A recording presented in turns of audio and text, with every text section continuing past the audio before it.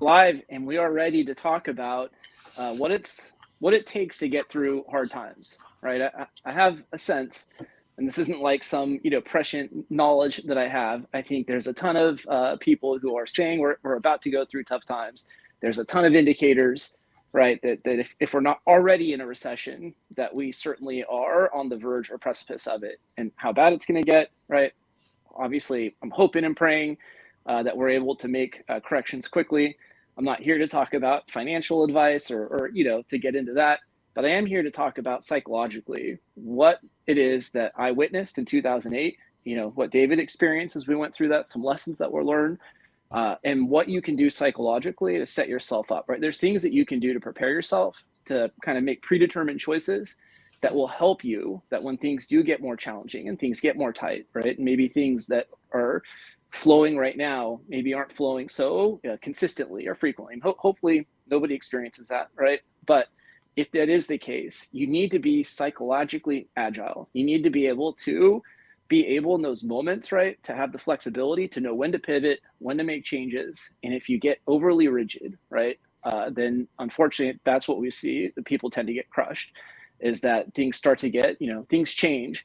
And in those moments where they're able to adapt quickly and be able to pivot and make changes, they stick with something that's not working. And then it's either a slow death or a very painful collapse. So, but Mr. David Osk, how are you doing? And tell me about what 2008 was like for you, and maybe some of the lessons that you learned in going through the prior recession.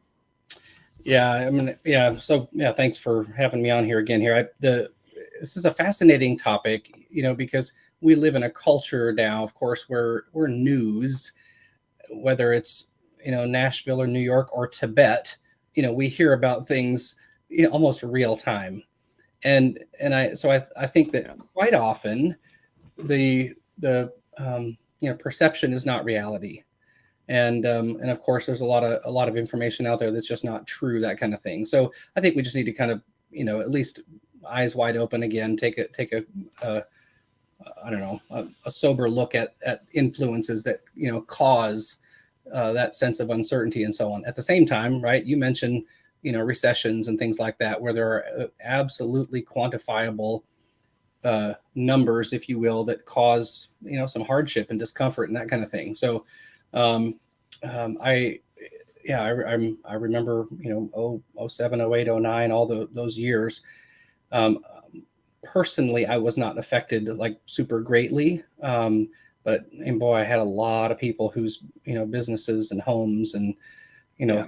they're in the people who had invested in a lot of different real estate type ventures and so on were greatly affected. And and of course, again, tangible, quantifiable affectedness. But then, of course, yeah, you say, well, how does that affect me personally, and so on. And as you were kind of teeing this up, Andy, one of the things that I was thinking about is well, you often say predetermined, right? So it's not a matter of if the wind is going to blow, it's when. That could literally Yeah. be this evening or tomorrow, that kind of thing. So I think that one of the ways that I've grown, is as far as handling recessions or whatever else is out there, is having a sense of being predetermining how I want to show up in those moments, right, in those hard times. So anyway, that's kind of what I'm thinking about as you're teeing up this conversation. Yeah. I mean, I remember, so in 2008, I had a private practice, but hadn't fully gone. At this point, I was working with another group, but I was working part-time in a psychiatric hospital at that point. And traditionally, who we tended to see were people who had severe, mental illness. And so, we worked with people who were struggling with schizophrenia, people with bipolar disorder and major depressive disorder. And that was essentially the clientele. And we did awesome work in trying to help them get stabilized and providing them with all the resources. But there was a noticeable shift around 2008 or so, where all of a sudden we started finding a lot more what we call kind of high functioning people who were coming in because they were, unfortunately, they're suicidal, where they were extremely successful. They had a business, right, that was providing for their family. They had employees that were responsible for them. And a lot of their identity was really wrapped up in their success. And so when things started to churn and they started to go south, right, they just didn't pivot. And so, and as their business and their success was, kind of, unfortunately, it kind of evaporated. I know there's a better word for it than that, but Yeah. Feels like they carried this tremendous sense of guilt and this sense of a failure, right? And they had nothing within their sense of identity to kind of hold them up in that. And so, it collapsed, their business collapsed, but even more so, they collapsed in on themselves, right? They didn't have the psychological resilience. They didn't have the agility. And certainly from a compassion standpoint, like I have tremendous compassion for what they're going through, right? And having a chance to sit down and talk with them, I understand just, the amount of stress and anxiety and worry that they were carrying with that. But there are some things that you can do that I want to help as much as I can, right, to start to prepare people that if you set things up right, you can get through these difficult times in a way where you can find opportunities, you can know when to zig and when to zag, right? You can be more in the moment and present and be able to know how to follow kind of the signs and know where to go. That will help you not only get through difficult times and find that resilience within you, but you can actually find opportunities to grow and thrive in the midst of hard times. So, man, I really resonate with what you said, regarding, if my business fails, I am a failure, that kind of thing. We often, especially in our culture, the American dream, right? It's, go big or go home, do great things, that kind of stuff. I think quite often we're not taught, early on in life that we need to let those dreams be dreams, be goals, and not be us, not be me, that kind of thing. And so, man, I tell you what, that's I think to look to the future, expecting the wind to blow, right? I think that would be a wise thing. It's going to blow, that kind of thing. But how then, if you, based on what you just said there with regards to making your career and so on, your identity, if that, for anybody who's listening right now, if that kind of, hit that spot and you feel that check, right? Well, now what do you do with that? And I think it's fascinating, the progression that I went through with regards to exactly what you just said, right? I started out in life, I am going to become somebody. I'm going to be somebody, or at the very least, not be a nobody, that kind of thing. Just, I have to be successful. I have to be noticed. I have to make an impact, as opposed to what I get to, I get to show up fully present, fully alive, whether I'm with my kids, whether I'm with my neighbor, whether I'm acting in my career, to have, the David Osk shaped dent just in those moments with those beautiful people, right? Or even strangers for that matter, as opposed to looking for an outcome to inform me, well, here's who you are. This is who you are, that kind of thing, right? I'm not looking for that anymore. I'm just showing up, being the most fun, creative, inspirational person that I like to be, and in order to just enjoy, being, enjoy that identity, right? As opposed to looking for it. So with regards to looking forward, to, when the wind is going to blow, right? We're, like you mentioned here too, right? There's talks of recession and that kind of thing. And especially with gas, I think I paid $5.29 a gallon this morning. that sounds nice. California, it's I think $6.70. What I filled up the other day. I mean, that has a very realized impact, on our families. I mean, that's all there is to it. And it could get worse, that kind of thing. So, let's talk a bit more then about looking forward, and how does identity, and autonomy and agency and the ability to choose, right? How do we find that bedrock and then speak into the future and predetermine how we're going to handle those situations? Yeah. So as we know, uncertainty, right, is one of those things that absolutely, that way the brain processes uncertainty is essentially is fear and anxiety, right? And so you ratchet up uncertainty to a high enough degree, and it will essentially hijack your brain, right? And we can experience uncertainty in a variety of ways. We can experience it financially in our job, right? You can experience it in our relationships and our health, and any one of those things, right? I mean, I think I've experienced every one of those at different points in my life. And it's, literally my brain's just ruminating. It's hard for me to focus on anything else. I get tunnel vision. I just keep kind of seeing that thing, and I'm projecting into that uncertainty, right? All the potential things that could go wrong. So one of the things that we know that tends to help reduce uncertainty is gathering information, right? But knowing also like where to gather information.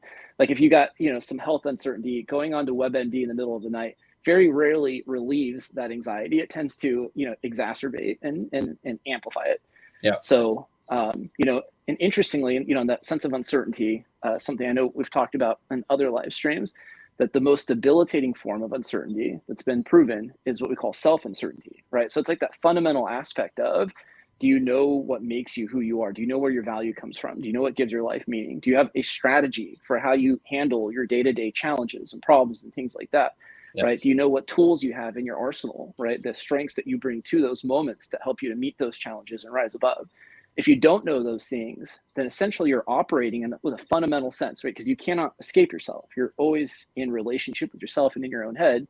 And so if you haven't conquered that first part of self-uncertainty, it makes it very difficult, right? Because where do we tend to then attach our value and meaning? Well, we tend to attach it to external things, right?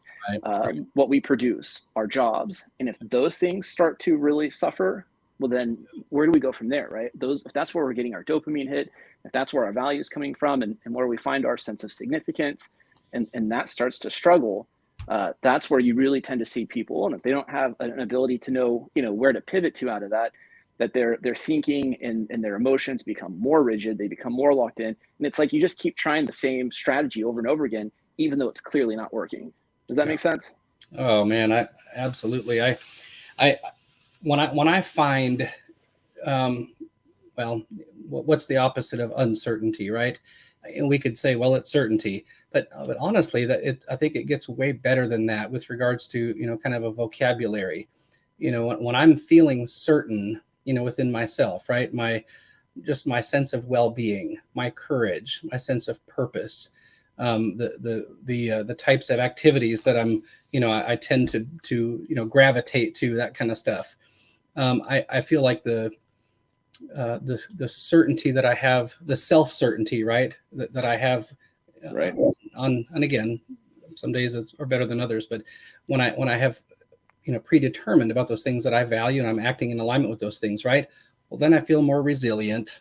You just end up feeling more confident. How that you use the word rigid or rigidity a lot, and honestly, I don't think I really understood that until recently. And it's funny how that plays out in my life, because, and even Lisa and the kids will be like, Dad, are you feeling okay? And I'm like, yeah, why? Because when I'm feeling fragmented, when I'm feeling a little, nervous or something, I start cleaning. Like there's literal physical signs. I go into cleaning mode, organizing, just I've got to control something here because I'm feeling out of control over here, that kind of thing.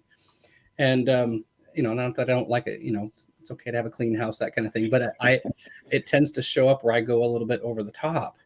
Yeah. And so the word, when I think of self-uncertainty, once again, I'll just maybe stealing your words, but it's that sense of rigidity just spikes just like that. And to me, it's a clue, right? Hey, hold on a second. Something's out of calibration here, and I kind of forgot the most important things. Yeah. A few of the things that I think help with the predetermined sense, right? And how to try and in advance set yourself up that if you notice the rigidity or to try and avoid dealing with that in general, is to start to clarify, like, if you think about how people who in moments of great crisis, that they're able to rise up and do something heroic, I don't know how much thought goes. Maybe there's just the adrenaline takes over and intuitive, but on some level, right, it requires the ability to prioritize in that moment what really is most important. Right. We know, for instance, when the plane is malfunctioning and there's problems, that some pilots get tunnel vision, right? That the adrenaline starts, pumping. And so they just lock on to the first solution that they see, and they can't see. It's like they, oftentimes the solution's like just right outside their purview. And if they could see beyond that, they would be able to, land the plane and save a lot of lives. But they get so locked in that fear in that moment, they just keep trying over and over and over again, right, with a solution that can't work. And so one of the ways that they've been able to try and avoid that or correct that for pilots is that they have them go through it with a checklist, right? They have a sense of guiding principles. Right. So if this happens, then this is what we do. They predetermined how they're going to respond to crisis, right? They have the solutions laid out, and they go through and they have a partner. They have an accountability person, essentially, right? Co-pilot. So I think in life, we can do something similar, right? We can have a co-pilot, whether that's having an accountability partner checking in, whether that's a coach, whether that's a men's group, whoever that might be. But it's important when you're going through tough times, like you need a tribe, you need a community, right? You need support. If you think that you're going to get through it on your own, I just think you're greatly increasing the chances that things are going to go poorly, right? We talk about true north. I think that's a great way to go, due south. So we even know there's the research where people were asked at the foot of a mountain, right, to try and assess how high the mountain was and how steep the incline. And when people were alone, they consistently gauged or guessed that the mountain was both higher, taller, and had a steeper incline, as opposed to when they were with people. They felt like essentially it felt more manageable. It felt scalable. So that's what happens, right? When we connect with people, hey, we're going through tough times, but I believe I can get through this. It gives you that sense of hope. Does that make sense? I love it. And obviously the kind of the title of your, this talk today is, how to be uncrushable. It's not to say that we're not going to be moved. It's not going to say that we're not going to be affected, that kind of stuff. But how do we get through a situation when, the uncertainty is causing us to feel, everything from, depression to anger to shame, avoidance, we're just like, you just start checking out and you start shrinking literally. And of course, what do I want to feel, right? I want to feel genuinely like, hey, I've got what it takes here to show up in this moment. Yeah. I may not have resources, but man, I am resourceful. I may be, I might be having some justified anger and all that kind of stuff. But guess what? I've predetermined that I'm going to show up in a way that's courageous and compassionate.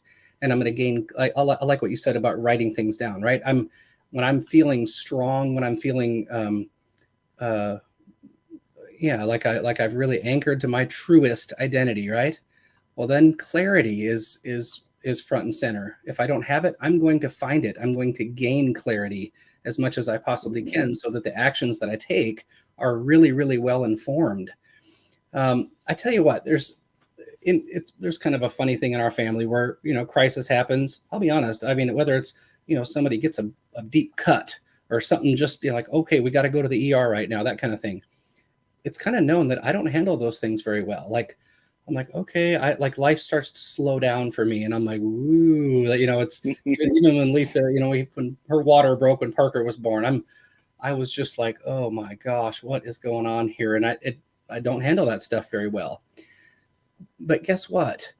When I've predetermined, right, in advance how I'm going to handle those things, clarity, right, front and center.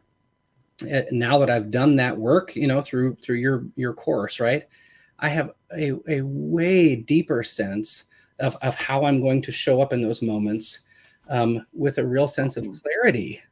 And it's not that I'm going to be Superman and I'm going to just take the bull by the horns, but I'm going to, use the things that I've predetermined, in great fashion to at least not cause more harm, that kind of thing. But anyway, we want to show up right in those moments, like, knowing, I think this kind of alludes to that sense of, hey, I'm equipped to meet this moment. I've got what it takes, right? And I've got support that's going to help me. And so knowing that you have the tools inside you already, I think it's just start naming these tools, start understanding what they are, right? Yeah. Part of the way to crush self-uncertainty is to start to establish strategies, right? So part of what creates self-uncertainty is not having a clear understanding of how you do handle adversity and challenges and problems, right? Start creating guiding principles, just like those pilots do, right? Start saying, here's some basic truths or convictions. Here's a credo that I live by. It's one of those things, right, we do in our program. And I can tell you that the people I know that are most successful in all areas of life, they're incredibly principled people, right? They're very, very clear on what those things are, right? And they every day they remind themselves of these guiding principles, so they become kind of like a, guidepost or like a what's the word I'm looking for? So you bump into them like bumpers, right?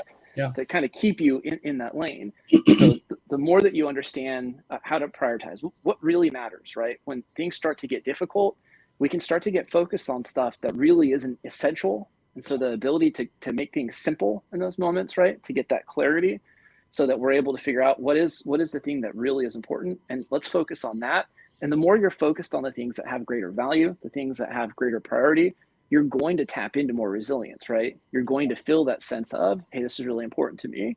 Yeah. And then being able to name what are the character strengths and the tools that I bring to this moment, right? And how am I going to be able to lean on those to be able to really help me meet this moment? How am I going to be able to do that? Is it courage? Is it empathy? What are those things? Is it wisdom? And start to understand how you can use those things in difficult times to help you meet those moments. We had, and this right here, I'm wearing my Rome hat.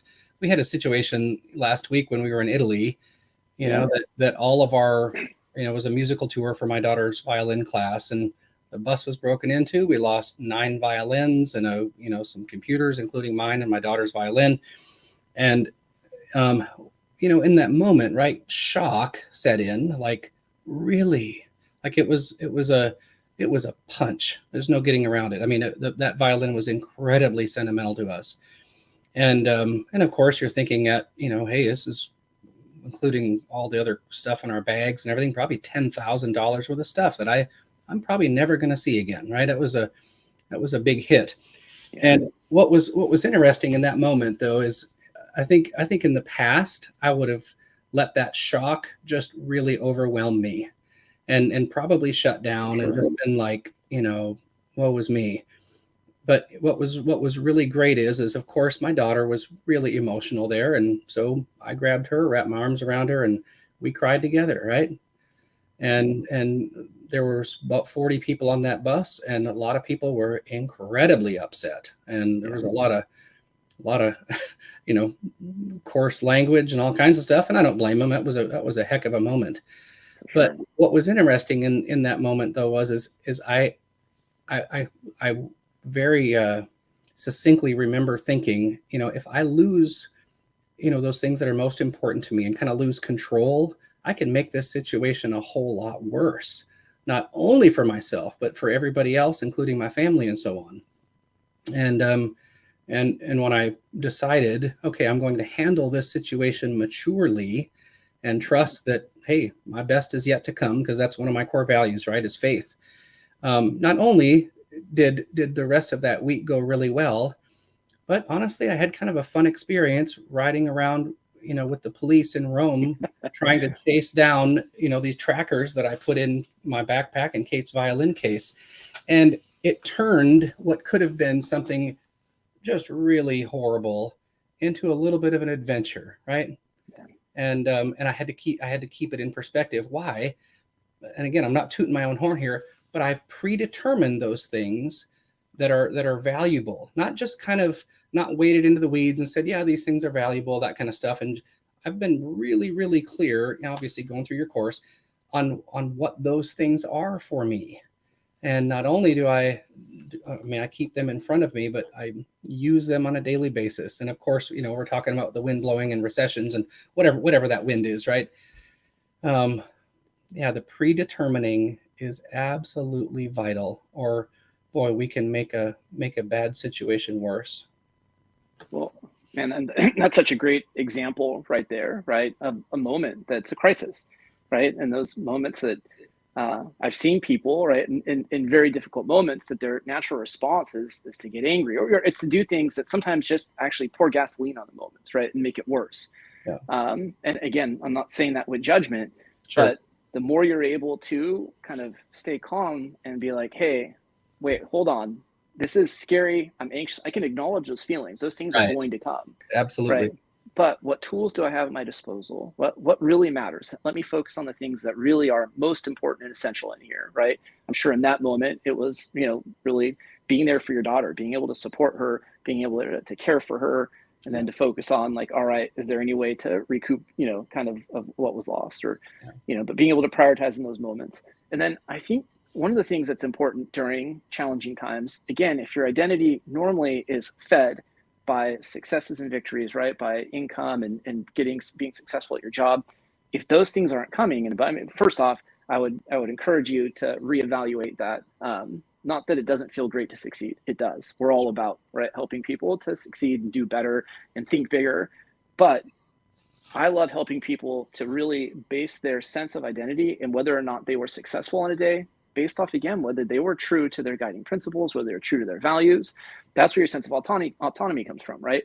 And if I'm saying, hey, what are the steps that I would need to take that if I just stay consistent with these, right, that's how I want to react to this moment. That's, this is what's going to lead to success and help me to get through. And while the external, things may not immediately come, as long as I stay true to this, right, I'm going to get through this in a really good place. Yeah. And so at the end of the day, if you can say, I was true to these guiding principles, I know I was true to my values. So that was a successful day and I feel amazing. That was just like me, right? So to be able to say that at the end of the day, and then to know that those external things, because I've done, right, days where I felt like, man, I did everything to do, right? I was of service and value to people. I reached out to ask people, is there some way that I can, be, and for some reason, the external measures just didn't come. Right? And it's easy then to feel like, well, was it all worth it? And I start to question, and I feel like the day was a failure. But the more that I recalibrate that, right, and say, hey, I feel awesome when I'm sticking true. Reminds me briefly of Viktor Frankl. I love using him, his book, Man's Search for Meaning, one of the most influential books I've ever read. But here's a guy who was in one of the hardest times that, in hardest places that you can imagine. He was in a Nazi concentration camp. Right. And yet he was able to find autonomy, meaning, and purpose. He was able to find joy, right, in the midst of all that, because he realized the one thing that couldn't be taken from him that was his capacity to choose and his ability to not just choose, but to choose to be true to himself. Right. Yeah. So the more that he was able to recognize, I have a certain skill set, right, that can really help a lot of people in the midst of this. And so let me tend to them. Let me, bring compassion. Let me bring a positivity in these moments. That they couldn't take that away from him. And that allowed him to rise above that and really find, incredible joy and autonomy in horrible circumstances. And we can do that. Oh, made me think of something. So there are some gifts that people have that are a bit more front and center than others, right? For instance, if you go to a funeral and they ask, somebody to sing, right? And I've done that many times. It's you're offering something that is really dear to yourself that blesses people. But here's the fascinating thing is the gift of music, that kind of stuff. It's really no different than the gift of the virtues that I hold highest. Like when I think about my core values of, God first, inspiration is number 2, right? So how did my core values inform handling a really hard, situation in Italy last week? Again, really hard, but I chose in that moment, a lot of it was just kind of, a little bit of grit, get through it. But I chose to believe, right, that, hey, there's something really great that's going to come through this, and I'm going to look for it. But then also the word inspiration to me, breathe life into. And I not only wanted to breathe life into those around me while acknowledging pain, right? I don't want to paint a picture here that it's not reality. Yeah. But also, for me personally, I can't stand this idea that something is dead-ended. Like it's, well, that's something bad happened. That's the end of it. And nope, I'm going to punch through that wall like Iron Man, come out the other side and keep rising, right? Why? Because that's who I am. That's what I want to do. That's when I say that out loud, right? I mean, I get goosebumps. Feels powerful hearing it. Yeah. And why? I mean, that's a clue that it's precious to me. Yeah. And so again, this idea of predetermining how I'm going to handle the wind when it blows, whether it's a recession. By the way, when I think about recessions, the thing that first comes to my mind is not how people survived. The thing that comes to my mind is how people actually, for lack of a better phrase, took advantage of a curveball. And they were like, wait a second, there's actually needs over here. Let's go start a business to serve these people now. Let's go do they pivot. I think you actually mentioned that at the outset of this call. Their core values cause them to pivot in a hard situation where a lot of people would just crumble because they haven't predetermined how they want to handle those things.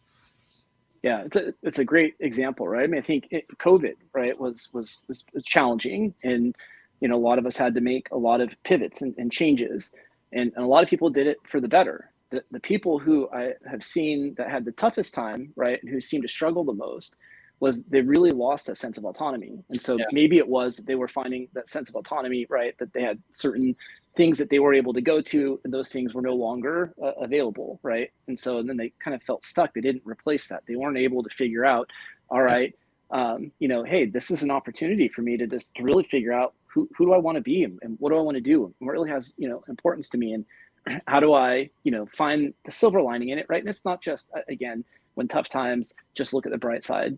The reality, in fact, the people who get through difficult times the best are not just the eternal optimists. Eternal optimists often get crushed in hard times, right? Because they're like, things are going to get better. And when they don't, it tends to absolutely crush them.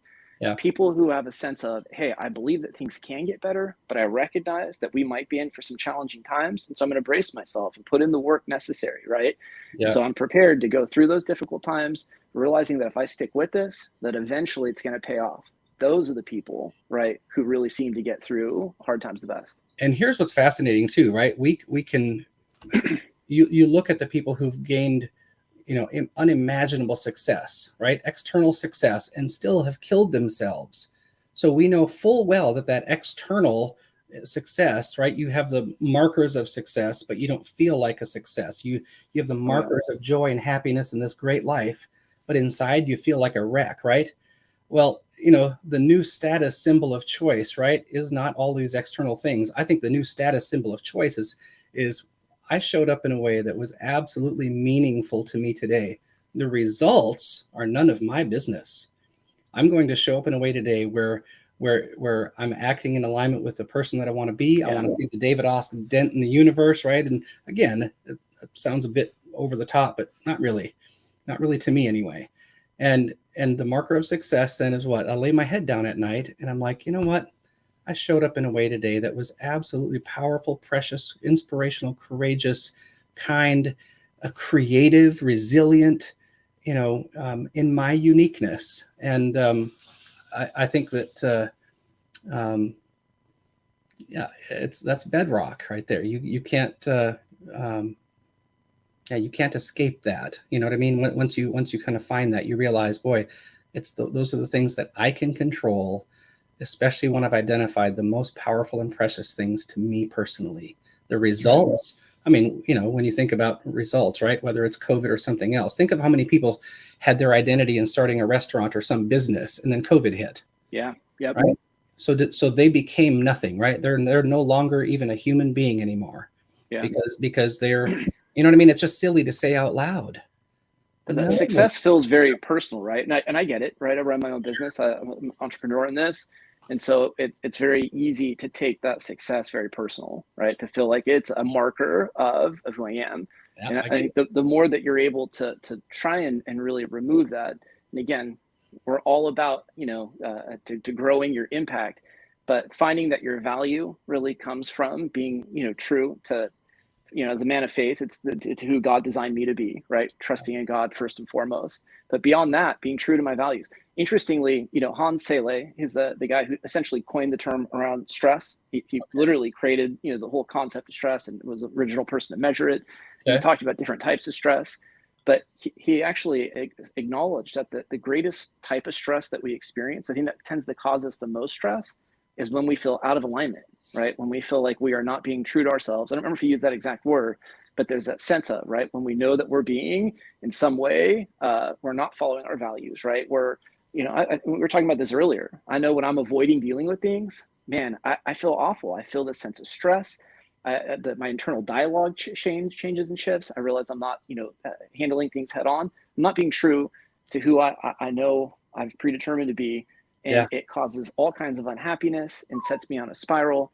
And yet, when I make decisions that reflect, right, my values, when I know I'm stepping up and meeting the challenges in my marriage, my business, it's amazing how all of a sudden, right, I start to feel really, really strong and resilient, start feeling really focused and motivated.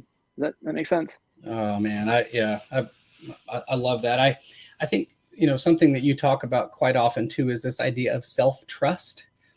Just and again, that just begs the kind of the upside down version of that, which is just this big question mark, right? Who am I? What do I stand for? I mean, you're just standing. You're not only standing on quicksand or whatever, but you've got that question mark in your own heart.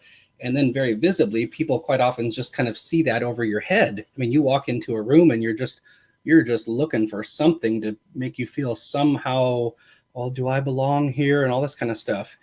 And I think this idea of self-trust goes back to the predetermining, when you've just identified those things, identity, that are just absolute bedrock to who you are, how you want to show up, all that kind of stuff. Well, it's amazing how then, you're just this idea of trusting myself, man, it just feels really peaceful to be me, because I know when I show up in a situation, whatever it is, I'm going to, for the most part, again, make decisions that align with who I am. And of course, to see the impact that it has on other people is just, it's powerful. It's great. I should clarify too, as we talk about predetermining, really, we're just essentially saying, hey, I've kind of made up my mind on some of the decisions that I want to make, right, that are consistent with my values, that are true to, what I know to be great decisions for myself. So Yeah. you're just removing, right, instead of having to rely on in the moment that I'm just going to find the best response when my brain is flooded with emotion, right, when I've got habits that are already preset, right? The likelihood that you're able in that moment to be able to really determine what is my absolute best decision to make is just decreased substantially. Yeah. So when I've already preset, hey, I know what is true for me. I know what types of decisions I want to make. I know who I want to be. It just makes it easier in that moment to be able to find that, right? And I actually think the more that you predetermine some like what those values are, right? What points true north for you, and those things remain stable and consistent, it actually gives you more freedom. Right? It might seem like in some ways, well, that's just being too rigid. But I think the more structure you create in your life that is, that certainly has room for flexibility, it actually allows you to be so much more free because you're removing a bunch of unnecessary ambiguity and uncertainty. Does that make sense? Oh yeah. The idea of freedom in general is a bit more complicated than we kind of like to think it is. Freedom requires some boundaries. Freedom to you is different than freedom to me, and so on. So I love that. I think that's, well said. We even talk about, right, autonomy, and my favorite definition, I believe it came out of the Merriam's online, but it had this concept of self-governing behavior with moral agency, right? And so there's a sense of, yes, I recognize I am freely choosing to make this, right? I'm not being coerced. I'm not being manipulated. This is a choice that's important to me. Yeah. But it also is consistent, right, with my morals and values, because we can make decisions. It's like, well, this person did something to me, so I'm not going to allow them. I'm going to be unapologetically be rude or whatever those things are. I would say that's more reactionary, right? Like, sure. I watch my daughter all the time with my son, where she'll talk about, that she wants to be kind. She's got her values vision board. She knows her character strengths. And my son comes along and antagonizes her. And it's like, and she could say, well, I'm not going to let him control me. I'm like, but he is, right? Like, you are completely controlled, by what he does. And in that moment, you lose the values, all those things are out the door, and you are like, attack him, right? And so I think the more that we're able to pause in moments that are stressful and be like, wait a minute, where do I find my true north? How do I recalibrate? And it's amazing then when we're able to still stay true to those things. That's complete freedom. I think that's one of the greatest freedoms that we could ever, right? It's so liberating to not just be triggered and feel like I need to respond to that sense of feeling triggered, but I can feel it. I can still be strong. I can still be resilient. I can still stand up for myself, but I can do it in a way, right, that is consistent with that sense of moral agency. Yeah. And there's no greater autonomy than that, right? You will have radical freedom at that point. Man, well said. Well said. So to kind of wrap things up, I think there are some important things that can be done. I mean, we didn't even get into necessarily emotional agility and what that looks like, and I think that's an important, piece in this. Sure. But the more that you have pre-select, I had a friend that was amazing at handling crisis moments. Like he would actually drive around with a big jack in the back of his car, right? So if he saw people that had a flat, I mean, he was just amazing at being able, right? And there were several stories that he had where people got in accidents and he ran out and he pulled someone out of he literally pulled someone out of a burning car one time. And so he was incredible. He had predetermined in those moments, right, that he was the man for those.